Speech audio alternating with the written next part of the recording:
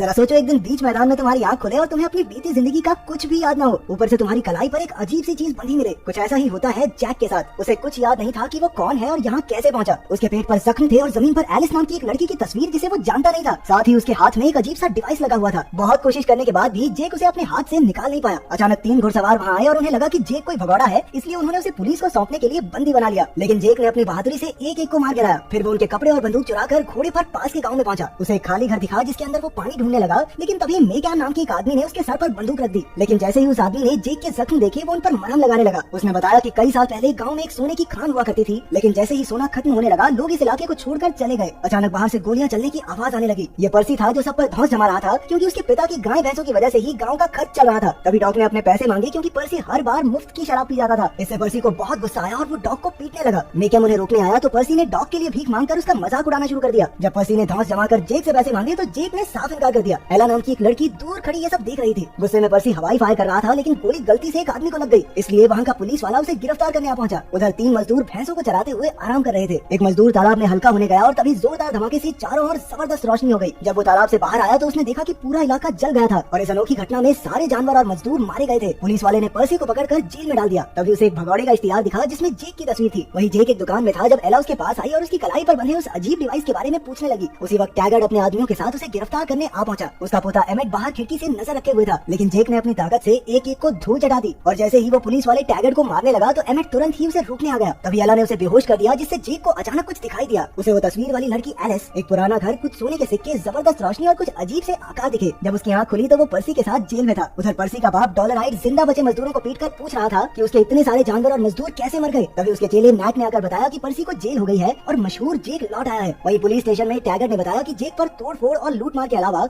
Alice के खून का भी इल्जाम है। जेक को इस बात पर बिल्कुल यकीन नहीं हुआ, क्योंकि उसने जो दृश्य देखे थे उनके हिसाब से तो वो एलिस से बेहद प्यार करता है। फिर टैगर्ड ने उसे मार्शल के सामने ले जाने के लिए गाड़ी में बैठाया, लेकिन तभी डॉलराइट अपने आदमियों के साथ वहाँ आ पहुंचा। वो अपने बेटे को बचाने और जेक से अपना लूटा हुआ सोना वापस लेने आया था। उसी पल आसमान में कुछ लाइट्स दिखाई देने लगी और जेक की कलाई पर बंधी वो अजीब सी चीज भी आवाज करने लगी। फिर पता चला कि ये लाइट्स कुछ और नहीं बल्कि एलियंस की स्पेसशिप्स हैं और उन्होंने गांव पर हमला कर दिया। चारों ओर भयानक आग लग गई और एलियंस टैगर्ड को पकड़कर ले गए। उधर गाड़ी में जेक के डिवाइस में लाइट जली और अचानक उसने गाड़ी का दरवाजा तोड़ दिया। जेक तो किसी तरह भाग निकला, लेकिन एलियंस पर्सी को उठाकर ले गए। जेक ने फिर से डिवाइस के इस्तेमाल से एक स्पेसशिप को तबाह कर दिया। तभी उन्हें एक मकान में किसी अजीब जानवर के निशान मिले। उन्होंने अगली सुबह इन निशानों का पीछा करने का फैसला किया। अगले दिन जेक ने एला को उसका पीछा करते हुए पकड़ लिया और पूछा कि आखिर उसका इरादा क्या है। एला ने कहा कि एलियंस उसके लोगों को भी ले गए और उन्हें बचाने के लिए वो जेक की मदद चाहती है, लेकिन जेक ठहरा सख्त लौंडा तो उसने साफ इनकार कर दिया। कुछ देर बाद उसे सपने वाला घर दिखा। तभी उसे एक और दृश्य दिखाई दिया जिसमें वो इस घर में आया था और वहाँ एलिस भी थी। वो अपने साथ सोने के सिक्के लाया था, लेकिन अचानक एक तेज रोशनी उन्हें पिघला कर ले गई। ये रोशनी एलिस को भी अपने साथ ले गई थी। अब जैक जान चुका था कि एलिस के गायब होने के पीछे भी एलियंस का ही हाथ है। रात को उनके गुट ने एक लावारिस जहाज में रात गुजारने का फैसला किया। फिर डेलोरहाइट सबको अपने फौज के दिनों की कहानी सुनाने लगा। कहानी सुनकर एमेट को उसके चाकू में दिलचस्पी हुई तो डेलोरहाइट ने उसे चाकू दे दिया। उधर एला ने जेक से कहा कि उसे याद करना होगा कि वो एलियंस उसे कहाँ लेकर गए थे और तभी उसके हाथ पर बंधा वो डिवाइस फिर से बजने लगा। अचानक से एक एलियन ने उन पर हमला करके कई आदमियों को मार डाला, लेकिन जैसे ही वो एलियन एमेट को मारने गया तो मीकैम ने पीछे से गोली चलाकर उसका ध्यान भटका दिया। अब वो एलियन एमेट को छोड़कर मीकैम के पीछे पड़ गया। तभी जेक ने अपने डिवाइस की मदद से एलियन को मार डाला, लेकिन अफसोस वो मीकैम को बचा नहीं पाया। अगली सुबह उनके पास कुछ ही आदमी बचे थे। उन्होंने मीकैम को दफनाया और फिर से एलियन के निशान का पीछा करने लगे। कुछ घंटों बाद बागियों की एक टोली ने उन्हें घेर लिया, लेकिन वो जेक को अपना बॉस कहकर बुलाने लगे। पता चला कि जेक इस गुट का सरदार था जो उनकी मदद से सोना चुराया करता था। जेक ने भी उन्हें पहचानने का नाटक किया और उन्हें अपने अड्डे पर ले जाने को कहा, लेकिन आखिर सरदार की कुर्सी कब तक खाली रह सकती है। अब जेक की जगह डॉलन नाम का एक आदमी वहाँ का सरदार था। डॉलन ने जेक को देखकर कहा कि उसने चुराया हुआ सोना एलिस के पास ले जाकर उन्हें धोखा दिया था। ये सुनकर बाकी सारे गुंडों ने भी जेक पर हमला बोल दिया, लेकिन तभी अचानक फिर से उसका डिवाइस बजने लगा। जैक ने अपनी कलाई पर बंधे उस हथियार का इस्तेमाल करके डॉलन को एक ही झटके में मार दिया। इस खतरनाक हमले से डरकर बाकी सबने अपने हथियार डाल दिए और जेक अपने साथियों के साथ भाग निकला। ठगों की टोली ने भी उनका पीछा किया, लेकिन जल्द ही एलियंस ने उन सब पर हमला कर दिया। जब एक स्टारशिप ने एला को कब्जे में ले लिया तो जेक अपने घोड़े से सीधा उस जहाज के ऊपर कूद गया और अपने खास हथियार की मदद से उसे पास के तालाब में क्रैश करवा दिया। जैसे ही जेक और एला तालाब से बाहर आने लगे तो एक एलियन ने एला पर हमला करके उसे बुरी तरह जख्मी कर दिया। जेक ने अपने खास हथियार से उसे मार डाला और तुरंत एला के जख्म पर पट्टी बांधी, लेकिन बदकिस्मती से वो बच नहीं पाई। जेक इसी सदमे से उबर नहीं पाया था कि अचानक आदिवासियों ने उन्हें घेर लिया और बंदी बनाकर अपने कबीले में ले गए। उनके सरदार ब्लैक नाइट ने कहा कि एलियंस यहाँ तक सिर्फ और सिर्फ गाँव वालों की वजह से ही आए हैं। उसने एला के शरीर को भी आग में फेंक दिया था। उनकी बातचीत के दौरान अचानक आग अपने आप ही भड़क गई और उसमें से एला जिंदा होकर बाहर निकली। सच तो ये था कि वो भी एक एलियन है जो एक दूसरे प्लेनेट से वहाँ आई थी और इन खतरनाक जीवों ने उसके प्लेनेट के लोगों को भी बंदी बना लिया था। दरअसल ये एलियन सोने के चक्कर में यहाँ पर आए थे। एला ने बताया कि इन एलियंस ने जिन भी लोगों को पकड़ा है वो उन्हें पकड़कर उन पर एक्सपेरिमेंट करेंगे। दरअसल वो ये जानना चाहते हैं कि इंसानों के शरीर की कमजोरी क्या है और जैसे ही उन्हें वो कमजोरी पता चली तो बहुत सारे एलियंस धरती पर हमला कर देंगे जिनका एक ही मिशन होगा और वो है इंसानों को खत्म करना। अब आदिवासियों ने भी गाँव वालों के साथ मिलकर इन एलियंस से निपटने का फैसला किया, लेकिन एला ने कहा कि इसके लिए जेक को याद करना होगा कि आखिर एलियंस का असली ठिकाना है कहाँ। इसके लिए आदिवासियों ने एक खास काढ़ा बनाया जिसे पीते ही जेक को दिखाई दिया कि उसे और एलिस को एलियंस ने बंदी बना लिया था। उस एलियन ने एलिस पर तब तक एक्सपेरिमेंट किए जब तक वो मर नहीं गई, और फिर उसने जेक के पेट पर भी वो जख्म दिया। वहाँ से बच निकलने के चक्कर में जेक ने उसी औजार से एलियन पर हमला किया। तभी उसका हाथ टेबल पर रखे उस अनोखे हथियार पर पड़ा